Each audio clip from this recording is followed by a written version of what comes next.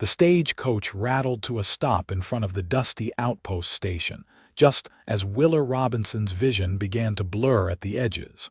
Her stomach cramping so violently, she had to bite her lip to keep from crying out.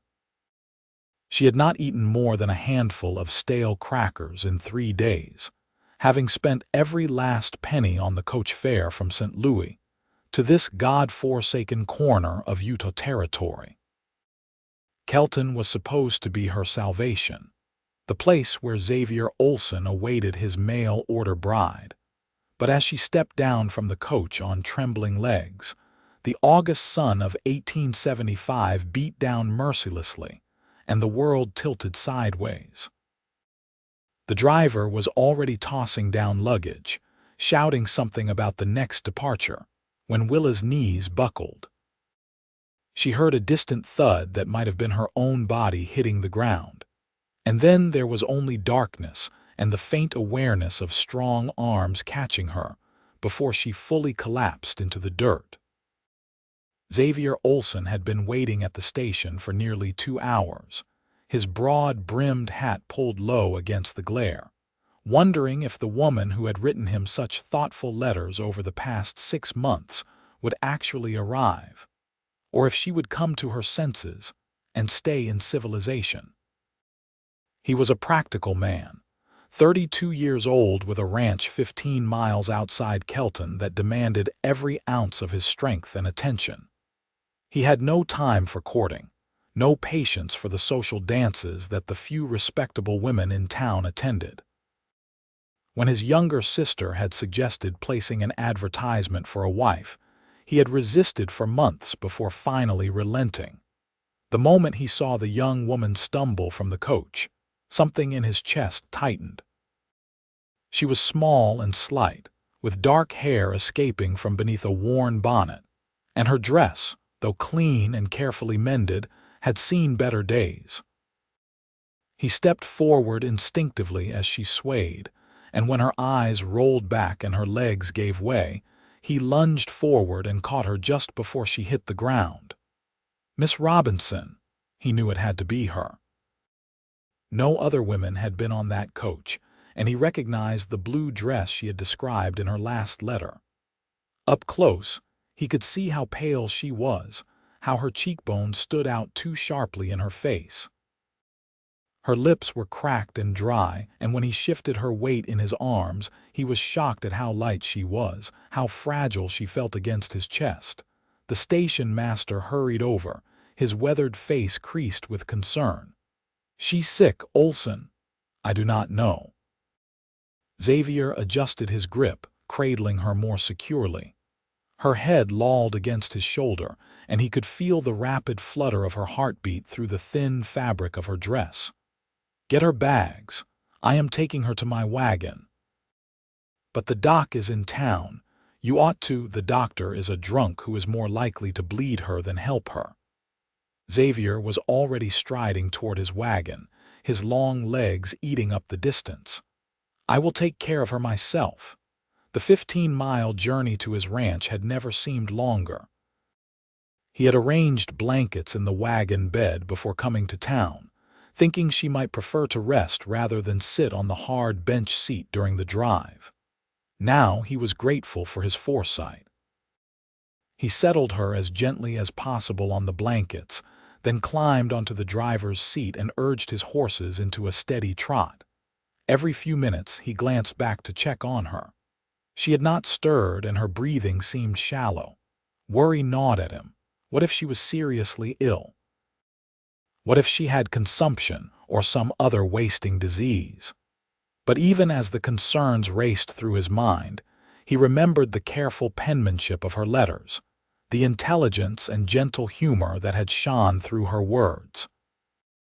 She had told him about her parents' death from fever the previous year, about losing the small boarding house they had run in St. Louis to creditors, about her determination to start fresh somewhere new. She had been honest about her circumstances, admitting she had no dowry, no family, nothing to offer but her willingness to work hard and be a faithful wife. He had appreciated that honesty. Too many people hid behind false pretenses. Willa Robinson had laid bare her situation and asked only for a chance at a new life. That took courage, the kind of courage Xavier respected. The sun was beginning its descent toward the western mountains when he finally pulled up in front of his ranch house. It was a sturdy structure, built from logs and native stone, with a wide porch that wrapped around two sides. He had spent the past month making improvements, adding new curtains his sister had sewn, fixing the loose boards in the floor, whitewashing the bedroom walls. He wanted Willa to feel welcome, to see that despite his rough exterior and isolated location, he could provide a comfortable home. But first, he needed to make sure she survived. He carried her inside, shouldering open the front door and heading straight for the bedroom. The house was dim and cool after the heat outside, and he laid her carefully on the bed he had built with his own hands. Her face was so pale it frightened him. He had seen men look like that after losing too much blood in range accidents. Xavier ran back outside to the well, hauling up a bucket of cold water. Back in the bedroom, he dampened a cloth and gently wiped her face, her neck, her wrists. As the cool water touched her skin, she stirred slightly, a soft moan escaping her lips. "Miss Robinson," he said quietly, continuing to bathe her face. "Willa, can you hear me?" Her eyelids fluttered but did not open. He noticed the dark circles beneath her eyes, the way her collarbones protruded too sharply above the neckline of her dress. And then it struck him with sudden, terrible clarity. She was not sick. She was starving. The realization sent him striding to the kitchen, his mind racing. When had she last eaten? How long had she been traveling in this condition? Fury and compassion warred within him. Fury at a world that could reduce a decent woman to such straits. Compassion for what she must have endured. He built up the fire in his cook stove and put water on to boil. Mrs. Chen, his neighbor 5 miles east, had taught him how to make a restorative broth from beef bones and vegetables, something easily digestible for someone who had been ill. He had bones in his cold cellar, carrots and onions from his garden. Within minutes, he had everything simmering in a large pot, filling the kitchen with savory steam. While the broth cooked, he returned to the bedroom with cool water in a cup. He slid his arm beneath Willa's shoulders, lifting her carefully, and held the cup to her lips. "Willa," he said firmly, "you need to drink this." This time her eyes did open, unfocused and confused. They were a deep brown, he noticed, like rich soil after rain.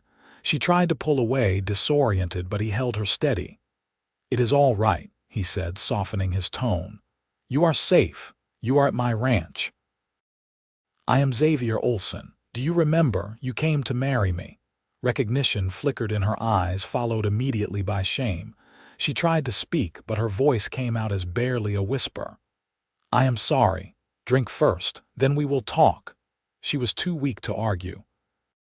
He tilted the cup against her lips, and she drank in small, desperate sips. When the cup was empty, he laid her back down. "When did you last eat?" he asked, her eyes filled with tears. 3 days ago. I had crackers.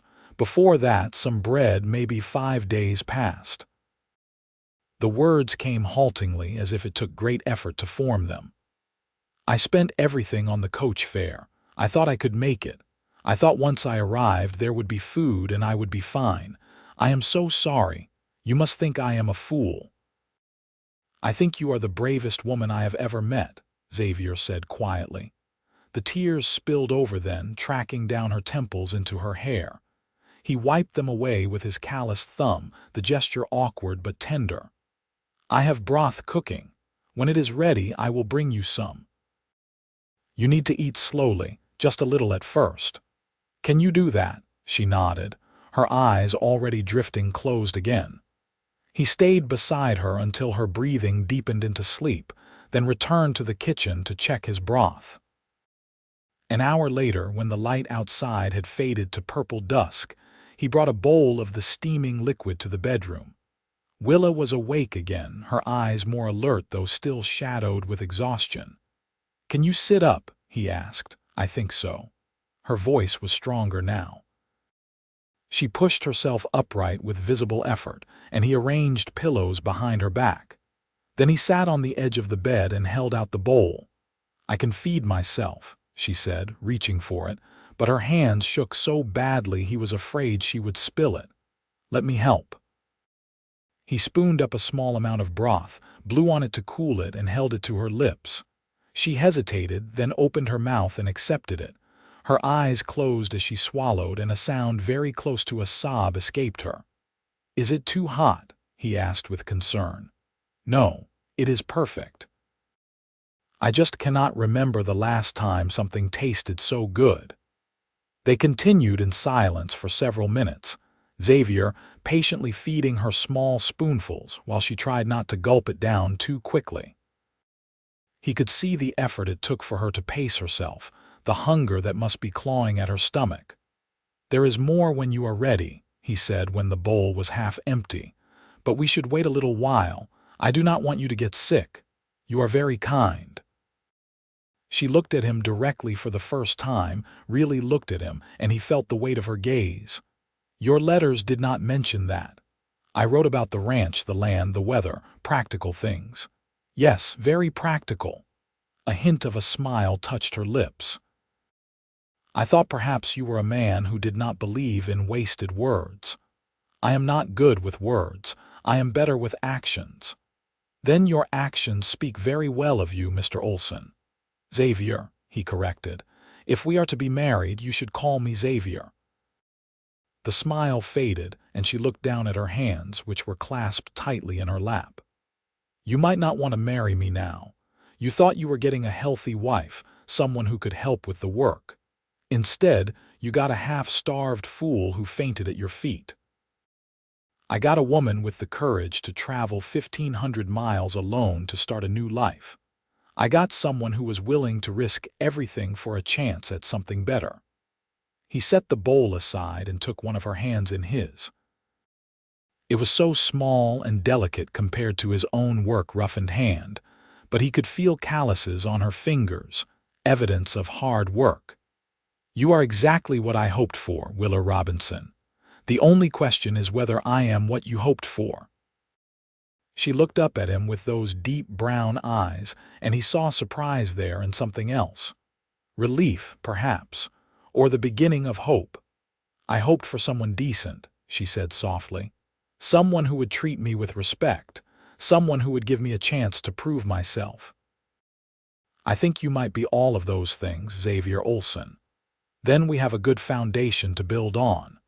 He squeezed her hand gently, then released it. "For now, though, you need to rest and eat. We can talk about the future when you are stronger." Over the next 3 days, Xavier devoted himself to nursing Willa back to health. He brought her broth 4 times a day, gradually adding soft bread, then scrambled eggs, then bits of tender beef. He changed the water in the pitcher beside her bed, opened the windows to let in fresh air, sat with her in the evenings and told her about the ranch. He had 500 acres of good grazing land, he explained, with a creek that ran year-round through the property. He ran cattle and had started breeding horses 2 years ago. The work was hard but rewarding, and the land itself was beautiful, ringed by mountains and stretching out in vast golden plains where antelope grazed alongside his livestock. Willa listened with genuine interest, asking questions that showed she had been paying attention. She asked about water rights, about the challenges of harsh winters, about his relationship with his neighbors. He found himself talking more than he had in months, drawn out by her intelligence and curiosity. On the 3rd day, she insisted on getting out of bed. "I cannot lie here like an invalid any longer," she said firmly. "I feel much better and I need to see the ranch. I need to understand what my life here will be like." He helped her to her feet, steadying her when she swayed slightly.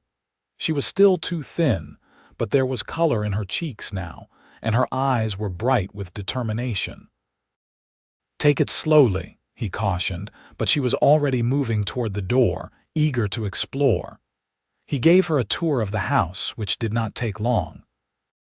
Besides the bedroom, there was a main room with a stone fireplace and comfortable chairs, a kitchen with a good cook stove and a table he had built himself, and a small room that served as his office. Everything was clean and well-maintained, if sparse. "It is lovely," Willa said, running her hand along the smooth wood of the table. "You have made a real home here. I tried, but it has been lacking a woman's touch. I am not much for decoration. I can see that." She smiled, gesturing at the bare walls. "But the bones are good, strong like you." The comparison made him duck his head, uncomfortable with the compliment. He was not used to anyone noticing such things about him. Outside, Willa stood on the porch and simply breathed in the sight of the ranch spread before her. The house sat on a gentle rise, giving a view of the surrounding land. To the north, the mountains rose in purple majesty. To the south and east, the land rolled away in golden waves. Cattle dotted the pastures, and she could see the dark line of trees that marked the creek Xavier had mentioned. "It is so vast," she said softly. "So much space." In St. Louis, everything was crowded, buildings pressed together, people everywhere. I had forgotten what silence sounds like. It is not always silent. Wait until winter when the wind howls, or during calving season when you can hear the cattle bellowing all night. I think I will love it anyway. She turned to look at him, shading her eyes against the sun. "When I was in St. Louis after my parents died, I felt so trapped. The boarding house was gone, I had nowhere to go, no prospects. I took work where I could find it, but it was never enough. I felt like I was drowning slowly in a city full of people, and yet completely alone. When I saw your advertisement, it felt like a lifeline." "What did the advertisement say that convinced you to write?" "It was honest. You did not promise wealth or luxury. You said you needed a wife who was willing to work hard, who understood that ranch life was not easy, who wanted children and could manage a household. You said you were a fair man, that you did not drink to excess or gamble, and that you would treat a wife with respect. That was all I wanted. Someone fair. Someone decent. And you think I am those things. You caught me when I fell. You carried me inside when you could have taken me to a hotel in town or left me at the doctor's office. You fed me, cared for me, asked nothing in return. Yes, Xavier, I think you are those things and more." They stood together in companionable silence, looking out over the land. A hawk wheeled overhead, its shadow racing across the ground. In the distance, one of the horses whinnied. "We should set a date for the wedding," Xavier said abruptly, "if you still want to marry me." "I do," Willa said without hesitation.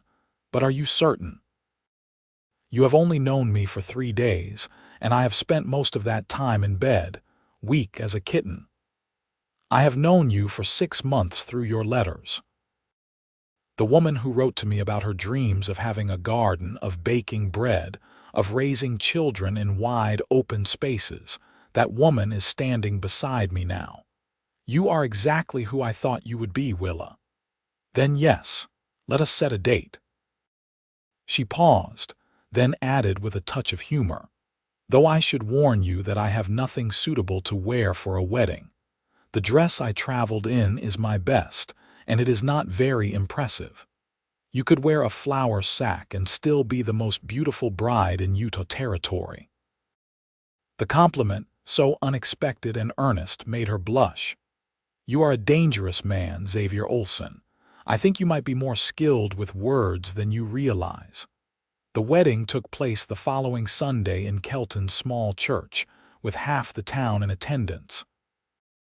The residents of Kelton were hungry for any social occasion that broke the monotony of frontier life, and a wedding was a rare treat.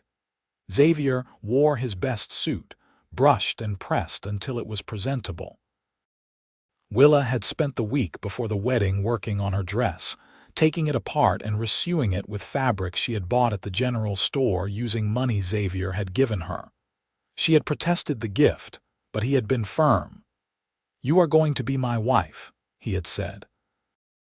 "What is mine is yours, including the money to buy whatever you need." The result was a simple but elegant dress in pale blue, with a white collar she had crocheted herself. She wore her dark hair in a soft knot at the nape of her neck, with a few curls framing her face. When Xavier saw her walking down the aisle toward him, his breath caught. She looked radiant, healthy, happy. Nothing like the starving woman who had collapsed at his feet 2 weeks ago. The ceremony was brief, conducted by a circuit preacher who visited Kelton once a month. They exchanged vows in clear, steady voices, promising to love and honor each other for as long as they both lived. When the preacher pronounced them husband and wife, Xavier kissed her gently, aware of all the eyes watching them, but not caring. She was his now, and he was hers, and it felt more right than anything had in a long time. The townspeople threw a modest celebration at the town hall, with donated food and a fiddler who played lively tunes. Willa met Xavier's neighbors, the Chens and the Hoffmans and the Petersons, all families who ran ranches within a 20-mile radius. Mrs. Chen, a tiny woman with graying hair and a warm smile, took Willa aside and pressed a bundle of seeds into her hand. "For your garden," she said. "I heard you wanted to plant one. These are good seeds, vegetables that grow well in this soil, and if you ever need anything, if you ever want company or advice, you come see me. It can be lonely out here for a woman." "Thank you," Willa said, genuinely touched. "I will remember that." They drove back to the ranch as the sun was setting, painting the sky in shades of orange and pink and purple. Xavier helped Willa down from the wagon, and she stood for a moment just looking at the house, at the land stretching out around them. "This is home now," she said quietly. "My home." "Our home," Xavier corrected, taking her hand. That night, as they lay together in the bedroom that was now theirs, Xavier held Willa close and marveled at the turn his life had taken. He had expected a practical arrangement, a partnership based on mutual need. But as he listened to her breathing slow and deepen into sleep, as he felt the warmth of her body against his, he realized he was already falling in love with her. The feeling was unexpected and a little frightening, but also undeniably right. Willa adapted to ranch life with remarkable speed and determination. She rose before dawn to make breakfast, learning to cook on the temperamental wood stove. She planted a garden using Mrs. Chen's seeds, working the soil until her hands blistered, then forming calluses. She learned to milk the cow Xavier bought for her, to churn butter, to preserve vegetables for the winter. She mended his clothes, cleaned the house, and threw herself into every task with the fervor of someone who had been given a second chance and was determined not to waste it. But she also brought something to the ranch that Xavier had not expected: joy. She sang while she worked, filling the house with music. She laughed easily, finding humor in mishaps that would have frustrated him. She asked questions about everything, genuinely interested in learning how the ranch operated. Within a month, she was riding out with him to check on the cattle, wearing a split skirt she had sewn herself, and sitting her horse with increasing confidence. "You are a natural," Xavier told her one afternoon as they rode back toward the house. The sun was warm on their shoulders, and a light breeze carried the scent of sagebrush and wildflowers. "I spent the first 23 years of my life in cities," Willa said. "I never imagined I would enjoy ranch life so much, but there is something about this land, Xavier. It makes me feel free in a way I never was before. I am glad." He meant it. Her happiness mattered to him more than he could have anticipated. As summer faded into autumn, their relationship deepened. They talked for hours in the evenings, sharing stories from their pasts, dreams for their future. Willa told him about her childhood, about parents who had loved her but struggled to make ends meet, about the fever that had taken them both within a week of each other. Xavier told her about growing up on a ranch in Wyoming, about his father who had been a hard man but a good teacher, about his mother who had died when he was young. He told her about coming to Utah Territory 5 years ago to start his own ranch, about the lean years when he nearly lost everything, about the slow, hard-won success that had finally made him stable enough to think about marriage. "I am glad you did not give up," Willa said one night as they sat together on the porch, watching the stars emerge. "I am glad you kept fighting to make this place work. So am I." He pulled her closer, and she rested her head on his shoulder. "You know, when I placed that advertisement, I told myself I just needed help with the ranch, someone to cook and clean and manage the household. But that is not what I got. No." She tilted her head to look up at him. "No, I got a partner, a friend. A woman who makes me laugh and challenges me and makes every day better just by being in it. I got so much more than I asked for, Willa." "I could say the same," she said softly. "I asked for someone decent and I got someone wonderful. I am the lucky one, Xavier. Then we are both lucky." They kissed under the stars, and when they went inside, they made love with a tenderness and passion that left them both breathless. Afterward, as they lay tangled together, Willa whispered, "I love you. I did not plan to, did not expect to, but I do. I love you so much." "I love you too," Xavier said, the words coming easily because they were true. "I think I started falling for you the moment I read your first letter, and I have been falling ever since." Winter came early that year, sweeping down from the mountains with howling winds and heavy snow. Xavier had prepared as best he could, moving the cattle to lower pastures, stocking up on supplies, reinforcing the barn and outbuildings. But even with all his precautions, winter on a Utah ranch was brutal. Willa proved her mettle during those long, cold months. When a blizzard struck in early December, and they lost contact with the outside world for 2 weeks, she remained calm and resourceful. She rationed their food carefully, kept the fires burning, and even ventured out with Xavier to check on the animals, her face wrapped in scarves against the biting wind. One night, when the temperature plunged so low that frost formed on the inside of the windows, they huddled together under every blanket they owned, listening to the wind scream around the house. "Are you afraid?" Willa asked. "Not with you here," Xavier said honestly. "I have weathered storms before, but this is the first time I have not felt alone during one." "I am glad I can be that for you," she snuggled closer. "Though I admit I will be happy when spring comes." "Spring will come," he assured her. "It always does. And then you will see this land at its most beautiful, when everything turns green and the wildflowers bloom. You will see the calves being born, the colts taking their first steps. You will see why I love this place despite its harshness." "I already see it," Willa said. "I see it every day in the way the light falls on the mountains, in the sound of the creek flowing under ice, in the resilience of the animals. I see it in you, Xavier. You are as much a part of this land as the soil and the stones."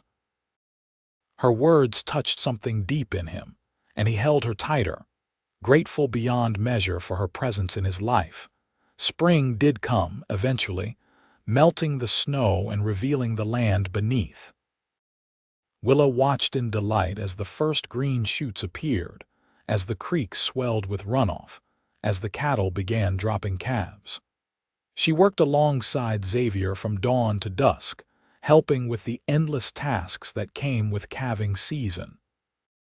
She learned to bottle feed orphaned calves, to recognize when a cow was having trouble delivering and needed help, to stay calm in the face of setbacks. One morning in late April, as they were finishing breakfast, Willa set down her coffee cup and looked at Xavier with an expression he could not quite read. "I have something to tell you," she said. He felt a flash of concern. "What is it? Are you all right?" "I am more than all right." A smile bloomed across her face. "I am with child, Xavier. We are going to have a baby." For a moment he could not breathe. Then he was on his feet, pulling her into his arms, laughing and kissing her all at once. "A baby," he said wonderingly. "Willa, that is wonderful. That is the best news I could have imagined. I hoped you would be happy." "Happy does not begin to cover it." He cupped her face in his hands, looking into her eyes. "You have given me so much. A home, a partnership, love, and now this. I do not have words for what I am feeling right now."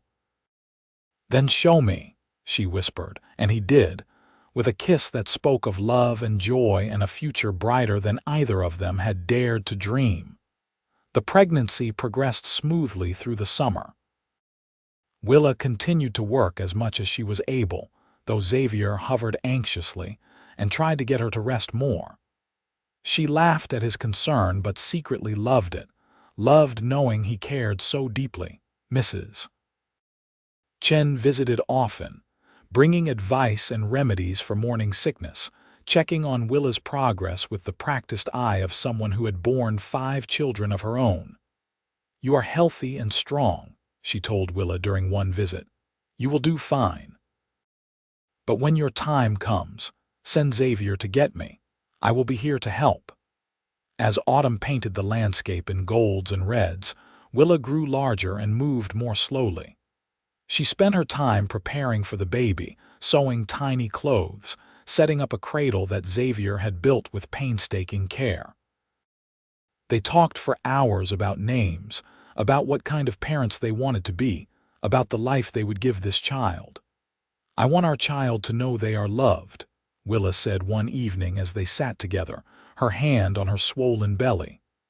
"I want them to grow up feeling safe and cherished." "They will," Xavier promised. "With you as a mother, how could they not?" The baby came in early November, on a cold, clear night when the stars blazed overhead. Willa's labor started just after sunset, and Xavier rode through the darkness to fetch Mrs. Chen, his heart pounding with fear and excitement. By the time they returned, Willa's contractions were coming strong and fast. Mrs. Chen took charge with calm efficiency, sending Xavier to boil water and gather clean linens, checking on Willa between contractions. "You are doing wonderfully," she told Willa. "First babies usually take longer, but this one seems eager to meet the world." Xavier paced the main room, wearing a path in the floorboards, jumping at every sound from the bedroom.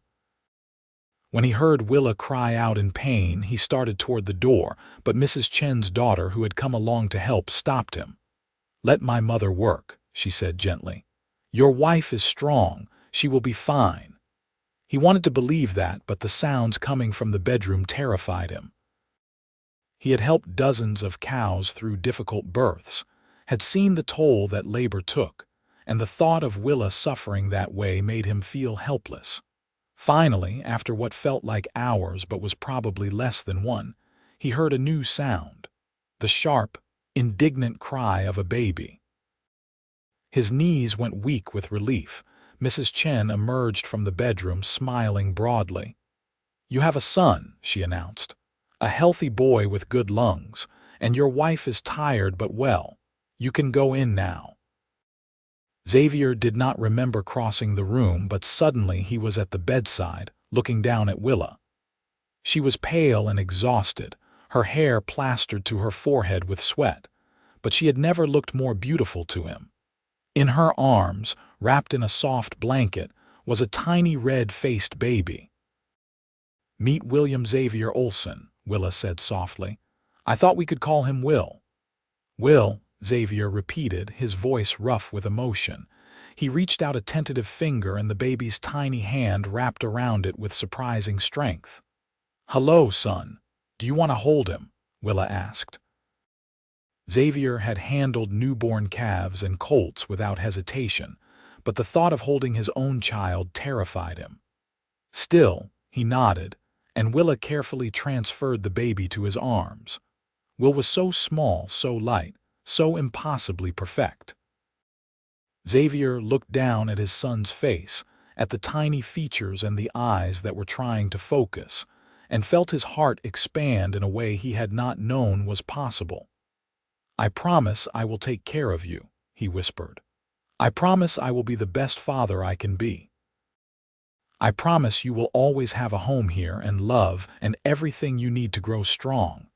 Willa reached up and took his hand. "We will take care of him together," she said. "We will give him a good life, Xavier, full of love and laughter and wide open spaces."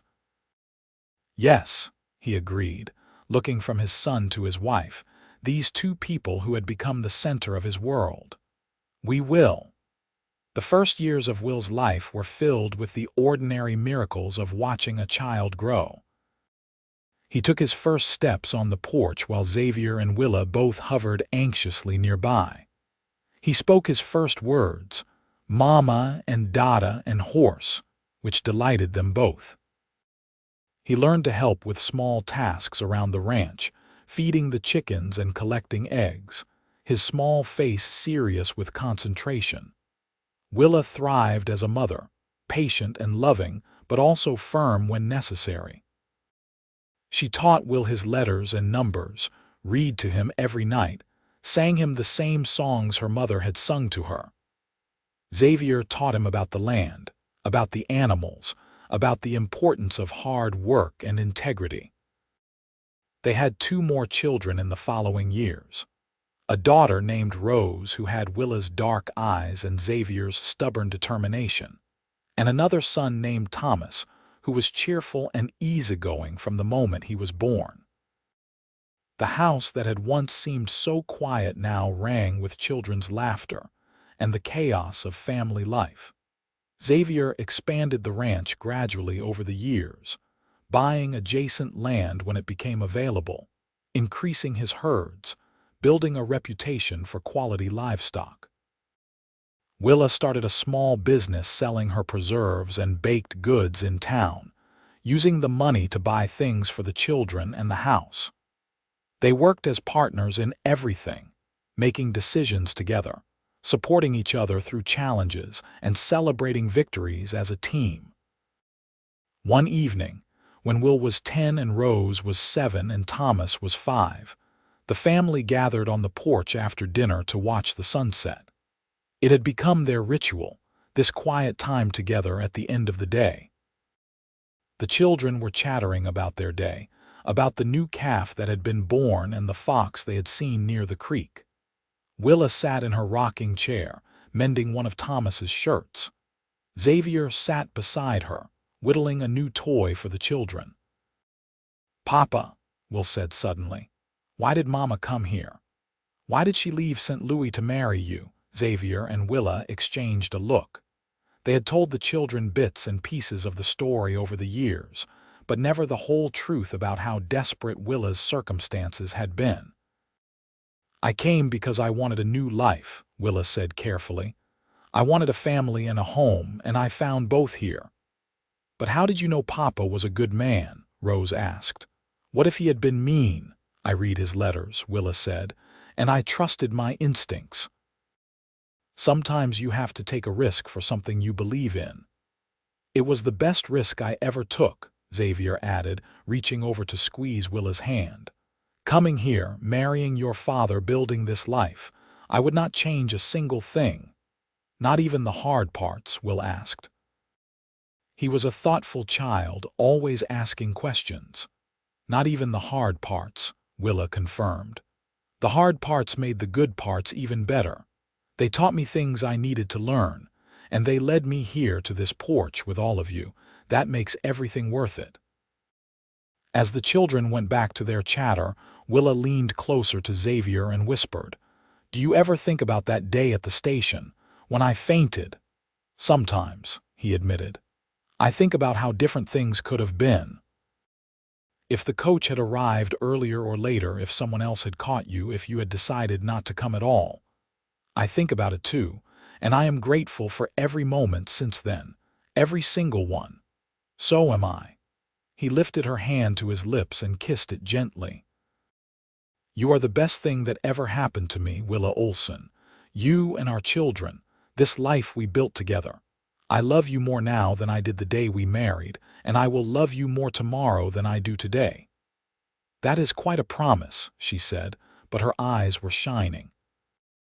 It is the easiest promise I have ever made. The years continued to pass, bringing their share of joys and sorrows.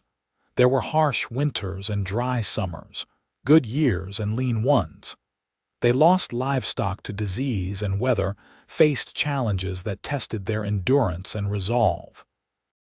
But they faced everything together, supporting each other through every crisis, celebrating every triumph.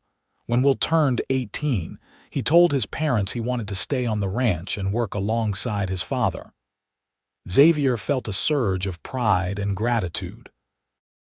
He had never pressured his son to follow in his footsteps, had been prepared to support whatever path Will chose, but knowing that his son loved the land as much as he did filled him with quiet joy.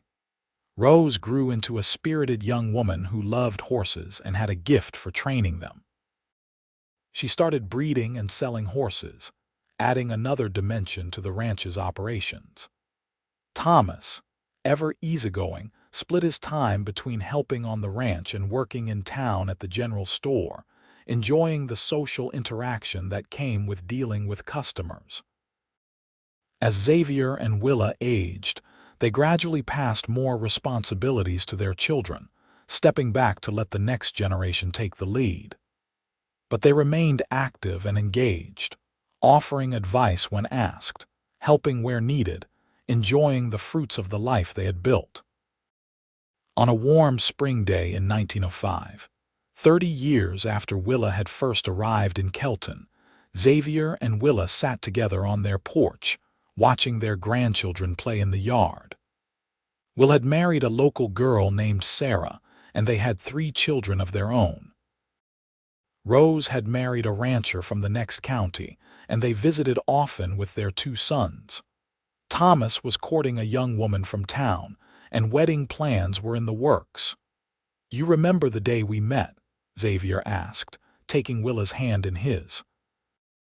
Her hair was gray now, and his beard was white, but her eyes still sparkled with the same intelligence and humor that had drawn him to her letters all those years ago. "How could I forget?" Willa laughed. "I fainted at your feet like some foolish heroine in a novel." "You were starving and exhausted and brave as hell," Xavier corrected. "There was nothing foolish about it. You caught me," she said softly. "You carried me inside and fed me and took care of me when you could have just walked away. You saved my life, Xavier." "And you saved mine," he replied. Maybe not in the same dramatic way, but just as surely. "Before you came, I was just going through the motions, working and sleeping and working some more. You taught me how to live, how to love, how to be happy. You gave me a family, a real home, a reason for everything I do." "We gave those things to each other," Willa said. "That is what partnership means, what love means." They sat in comfortable silence, holding hands and watching the sun paint the sky in shades of gold and pink.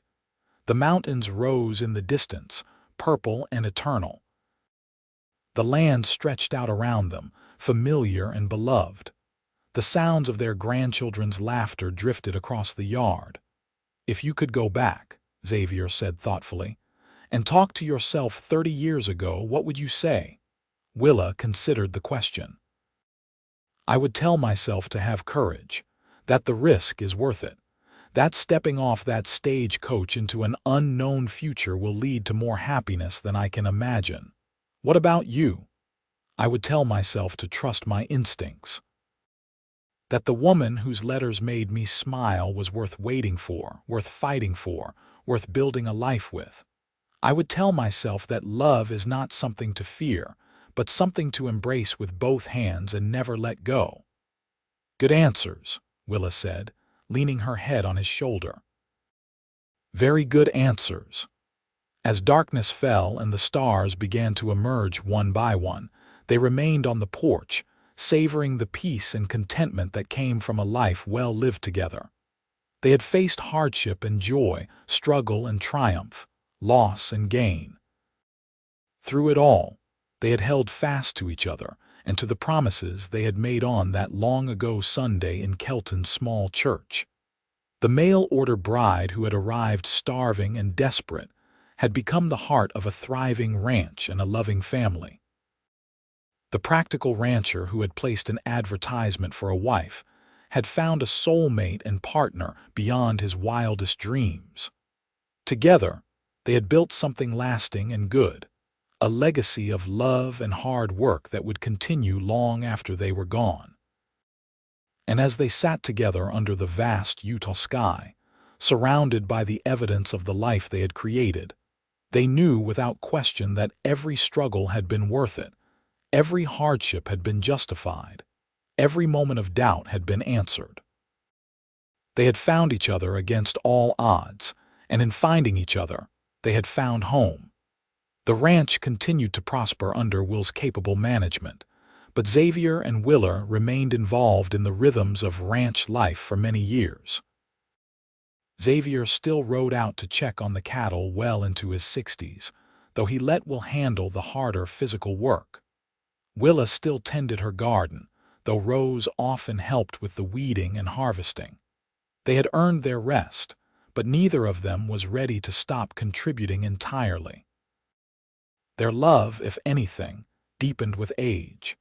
They knew each other's rhythms and moods so well that they could communicate with a glance. They still held hands when they walked, still kissed each other good morning and good night, still made each other laugh with shared memories and private jokes. When Xavier finally passed away at the age of 78, it was peacefully in his sleep, Willa at his side.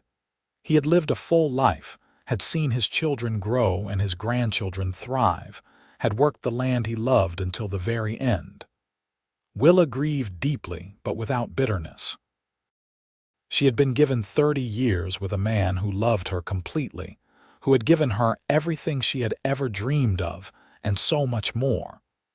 That was a gift beyond measure. She lived another 5 years, surrounded by her children and grandchildren, telling them stories about their grandfather, about the early days of the ranch, about the journey that had brought her to Utah territory all those years ago. She never tired of sharing those memories, of keeping Xavier alive through her words. On a golden autumn afternoon, with the mountains glowing in the distance and the land dressed in shades of amber and rust, Willa passed away quietly in her rocking chair on the porch she had loved so much. Rose found her there, a peaceful smile on her face, as if she had simply drifted off while watching the sunset. The family buried her beside Xavier on a rise overlooking the ranch, where they could watch over the land they had loved and the family they had built together. At the funeral, Will spoke about his parents' love story, about the mail-order bride who had arrived with nothing but courage, and the rancher who had seen her worth when she could not see it herself. "They showed us what love looks like," he said, his voice thick with emotion. "Not the easy kind that fades when times get hard, but the kind that grows stronger through adversity. The kind that builds and nurtures and creates something lasting. They gave us a legacy of love, and it is up to us to honor that legacy by loving each other the same way they loved us." The ranch remained in the family for generations, passed down from parent to child, each generation adding their own improvements while honoring the foundation that Xavier and Willa had laid. The story of how it all began, of the starving woman who fainted at the station and the rancher who caught her, became family legend, told and retold at gatherings and celebrations. And on quiet evenings when the work was done and the family gathered on the porch to watch the sunset, they could almost feel Xavier and Willa's presence, their love woven into the very fabric of the land, and the legacy they had left behind. The mail-order bride and the rancher had found each other in the wild frontier of 1875, and in finding each other, they had created something that would endure long after they were gone. A family built on love, a ranch built on hard work, and a story that would inspire generations to come. Their love had started with a simple act of kindness, a man catching a falling woman and choosing to care for her rather than turn away. From that moment had grown a partnership that weathered every storm, a love that deepened with every passing year, and a legacy that proved that the greatest adventures often begin with the smallest acts of compassion and courage. In the end, theirs was a story of two people who had taken a chance on each other and found everything they had ever wanted. It was a story of the American West at its best, hard work rewarded, courage honored, love triumphant. It was a story that deserved to be remembered, and so it was, told and retold around firesides and dinner tables, a testament to the enduring power of love and the extraordinary things that can happen when two hearts find their home in each other.